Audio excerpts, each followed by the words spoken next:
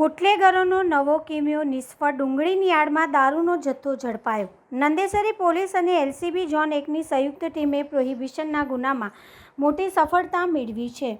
બુટલેગરો દ્વારા ડુંગળીના કોથળાની આડમાં સંતાડીને લાવવામાં આવતો વિદેશી દારૂનો મોટો જથ્થો ઝડપી પાડવામાં આવ્યો છે. છેલ્લા કેટલાક સમયથી નંદેસરી પોલીસ મથક વિસ્તારમાં વારંવાર દારૂના મોટા જથ્થા ઝડપાઈ રહ્યા છે. હાઈવે અને એક્સપ્રેસ વેની મજબૂત કનેક્ટિવિટીના કારણે નંદેસરી, છાણી સહિતના વિસ્તારો બુટલેગરો માટે ટ્રાન્સપોર્ટેશનના મહત્વના રૂટ બની ગયા છે.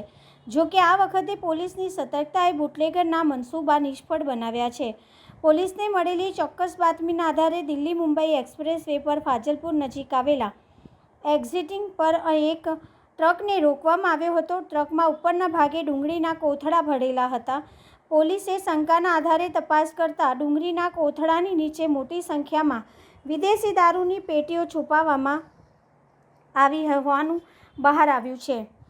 તપાસ દરમિયાન કુલ 6,588 નંગ વિદેશી દારૂની બોટલો મળી આવી હતી.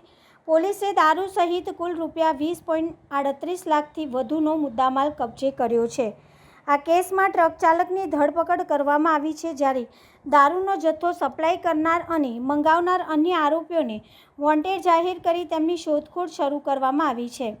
નંદેસરી પોલીસ દ્વારા સમગ્ર રેકેટની તપાસ હાથ ધરવામાં આવી છે અને દારૂનો જથ્થો ક્યાંથી લાવવામાં આવ્યો હતો તેમજ કોના સુધી પહોંચાડવાનો હતો તે દિશામાં વધુ તપાસ ચાલી રહી છે.